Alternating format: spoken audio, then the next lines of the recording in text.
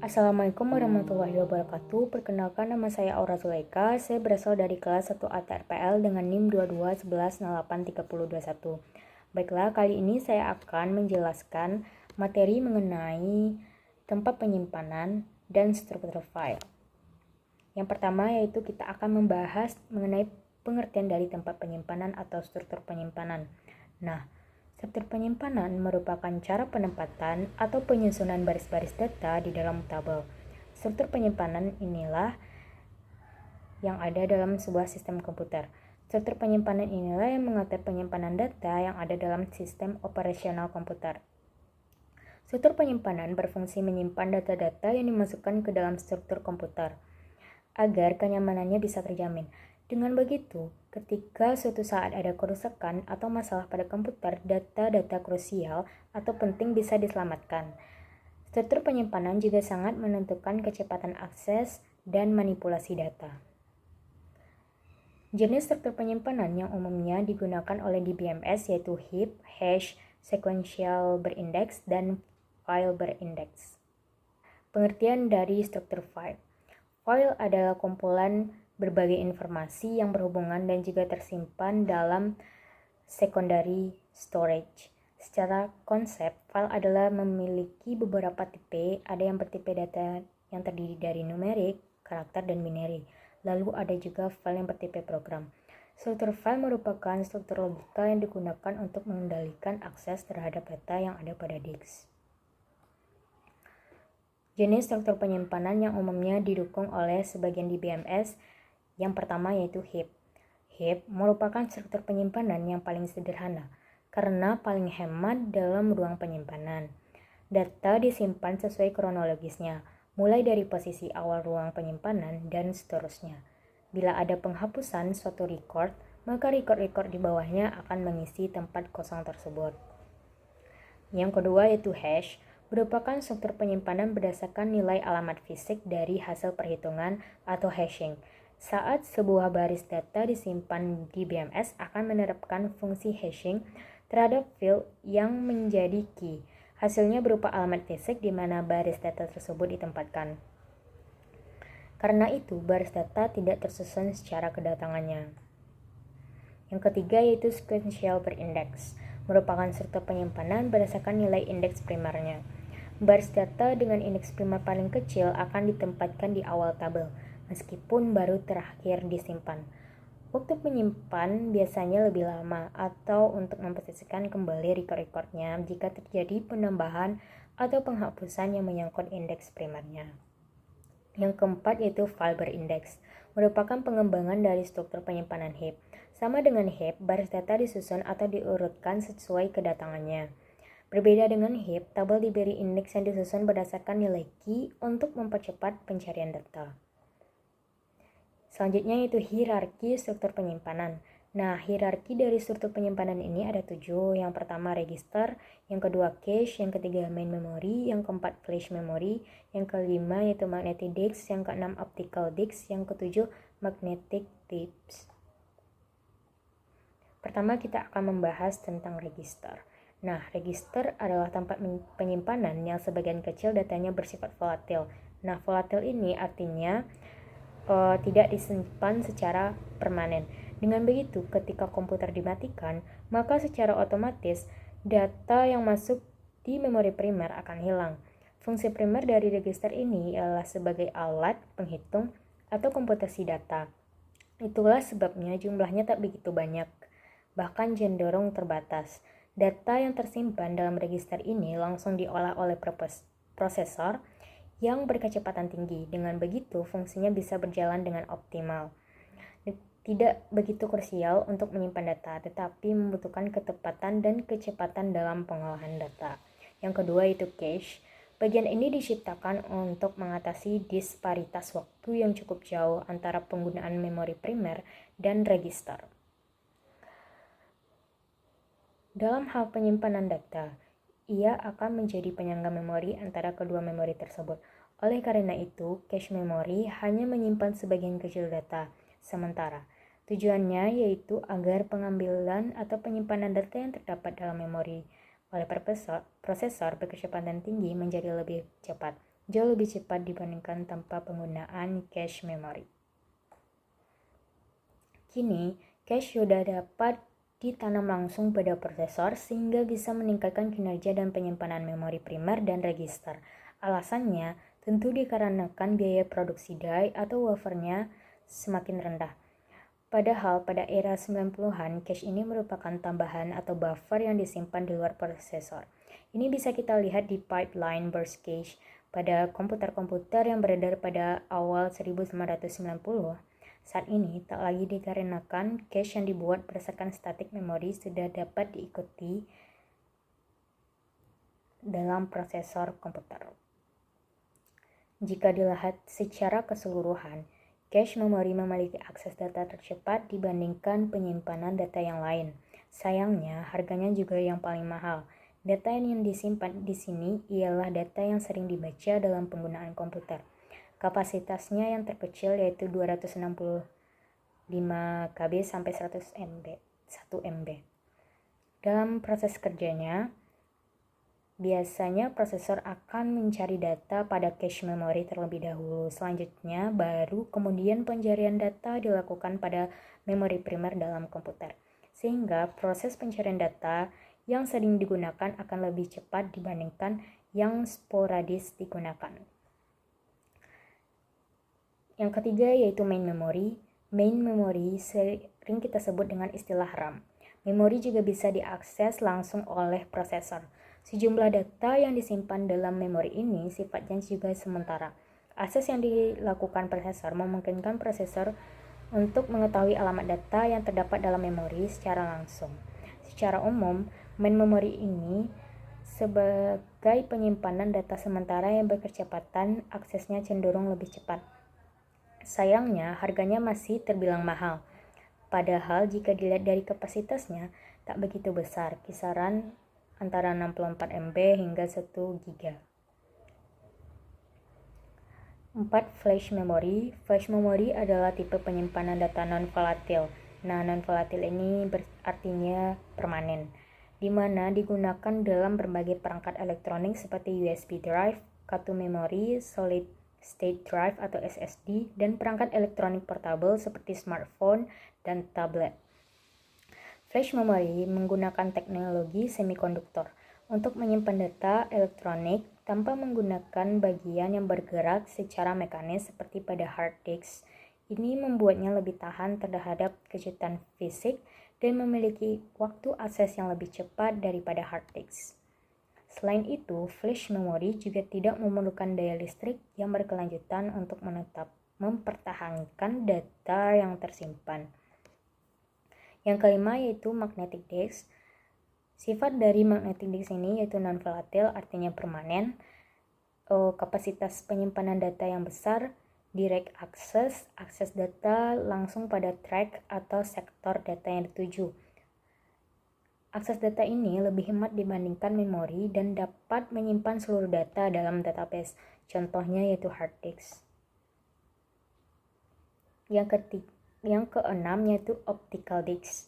Optical disk adalah jenis media penyimpanan data yang menggunakan teknologi optik untuk membaca dan menulis data. Optical disk terdiri dari piringan datar yang biasanya terbuat dari bahan plastik atau kaca yang dilapisi dengan lapisan reflektif yang dapat direkam. Data disimpan dalam bentuk pola yang terbaca oleh perangkat optik saat laser mengenai permukaan disk. Contohnya CD, DVD, dan BD atau Blu-ray disk. Yang ketujuh, magnetic tapes. Magnetic tape atau pita magnetik adalah bentuk media penyimpanan data yang menggunakan pita tipis yang dilapisi dengan bahan magnetik untuk menyimpan data. Pita magnetik terbuat dari bahan fleksibel seperti polyester atau polimida dan biasanya digulung pada kaset atau reel untuk memudahkan penggunaannya. Klasifikasi media penyimpanan yaitu terdiri atas 4. Yang pertama kecepatan, yang kedua kapasitas penyimpanan dan harga atau cost per unit of data, yang ketiga reliability, yang keenam volatil dan non-volatil. Apa itu reliability?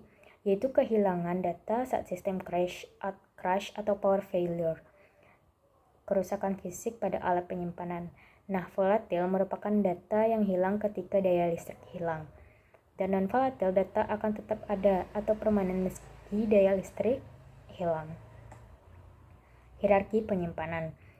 Hierarki penyimpanan ini ada 3. Yang pertama primary storage, yang kedua secondary storage, yang ketiga tertiary storage. Primary storage yaitu akses data paling cepat tetapi volatil, contohnya cache, main memory. Yang kedua secondary storage atau bersifat non-volatil atau permanen, akses data cepat atau sedang, biasa disebut online storage, contohnya itu flash memory, magnetic disk, atau solid state disk atau SSD. Yang ketiga yaitu tertiary storage.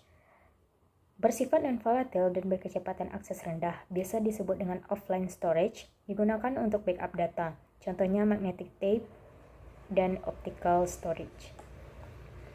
Akses penyimpanan. File database dibagi dalam unit penyimpanan yang disebut dengan blok. Sistem database meminimalisir transfer blok antara disk dan memori.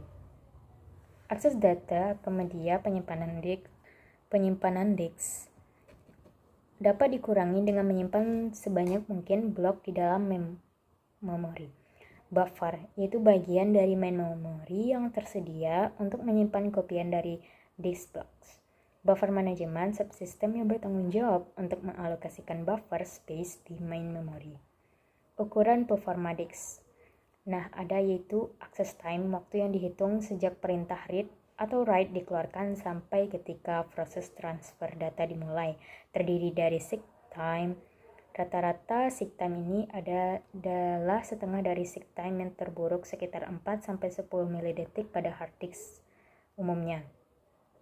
Yang ketiga rotational latency, yang keempat rata-rata latensi adalah setengah latensi terburuk, yaitu 4-11 milidetik pada hard disk. Data transfer rate, waktu yang dibutuhkan sebuah data dapat diambil dari atau disimpan ke dalam disk. Contohnya ATA5 66 MB per detik. Mean time to failure atau MTTF, rata-rata waktu yang diharapkan sebuah disk dapat bekerja tanpa adanya kegagalan, umumnya 3-5 tahun. Fungsi dari buffer manager yaitu seorang buffer di DBMS bertugas mengalokasikan ruang buffer di memori utama agar data sementara dapat disimpan di sana. Yang kedua, manajer buffer mengirimkan alamat blok jika pengguna meminta data tertentu dan blok data ada di buffer database di memori data. Jika pengguna meminta salah satu dari data dihapus, pengelola buffer menyalin atau membaca blok data yang ada di dalam penyimpanan disk ke buffer database dan mengembalikan alamat blok yang diminta dari memori utama. Selanjutnya yaitu buffer replacement policy. Sebagian besar sistem operasi menggunakan metode least recently used atau LRU strategi untuk mekanisme pergantian data yang disimpan di dalam buffer. Beberapa metode lain yang bisa digunakan yaitu toast immediate strategy. Data di buffer akan langsung dihapus setelah tuple atau baris data terakhir dari blok data tersebut selesai diproses. Yang kedua yaitu most recent use strategy. Sistem akan mempin atau merubah status blok menjadi pin blok. Blok 2 yang sedang diproses setelah tuple terakhir pada blok yang bersangkutan telah diproses. Blok tersebut akan di-unpin atau dihapus status pin bloknya. Dan blok ini akan menjadi most recently used blok. Contohnya yaitu sebuah data directory akan sering diakses. Blok-blok dari data directory akan selalu disimpan di dalam buffer. Organisasi file pada database. Sebuah database disimpan sebagai sekumpulan dari beberapa file. Setiap file terdiri dari record-record yang berurutan. Record adalah kumpulan dari field-field. Salah satu pendekatannya yaitu asumsikan ukuran record adalah tetap. Yang kedua, setiap file mempunyai record-record dengan satu tipe yang sama. Yang ketiga, setiap file digunakan oleh satu relasi tabel saja. Pendekatan ini adalah pendekatan yang paling mudah diimplementasikan. Selanjutnya yaitu data directory storage. Data directory storage biasa juga disebut dengan sistem katalog, digunakan untuk menyimpan metadata, yaitu data tentang suatu data seperti informasi tentang suatu tabel, informasi tentang user account, data-data statistik, informasi tentang indeks, informasi tentang pengelolaan file secara fisik, dan lokasi dari tab-nya. Nah, implementasi dari materi, tempat penyimpanan, dan struktur file dapat berbeda-beda tergantung dengan platform yang digunakan. Yang pertama yaitu sistem berkas hierarkis. Sistem berkas hierarkis adalah bentuk implementasi yang umum digunakan pada sistem operasi seperti Windows, Mac OS, dan Linux.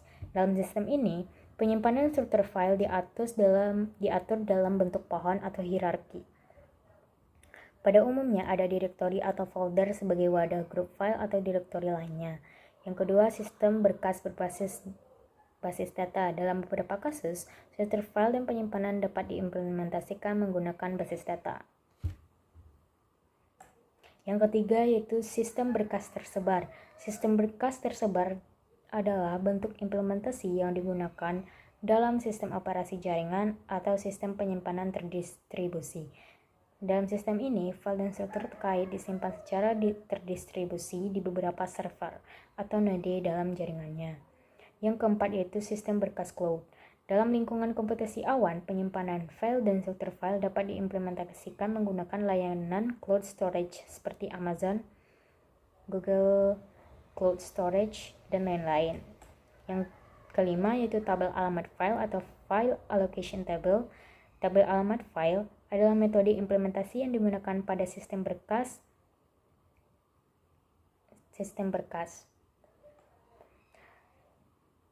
Kesimpulan. Jadi, berdasarkan materi yang telah dipaparkan, struktur penyimpanan merupakan cara penempatan atau penyusunan baris-baris data di dalam tabel. Struktur penyimpanan inilah yang mengatur penyimpanan data yang ada di dalam sistem operasional komputer. Sedangkan struktur file merupakan struktur logika yang digunakan untuk mengendalikan akses terhadap data yang ada pada disk. Dengan memahami tempat penyimpanan struktur file, pengguna dapat mengoptimalkan penggunaan ruang penyimpanan, mempermudah pencarian dan pemulihan file, serta memastikan keamanan dan ketersediaan data. Oleh karena itu, pemahaman yang baik tentang kedua aspek penting ini dalam menjaga integritas dan keteraturan data di dalam sistem komputer.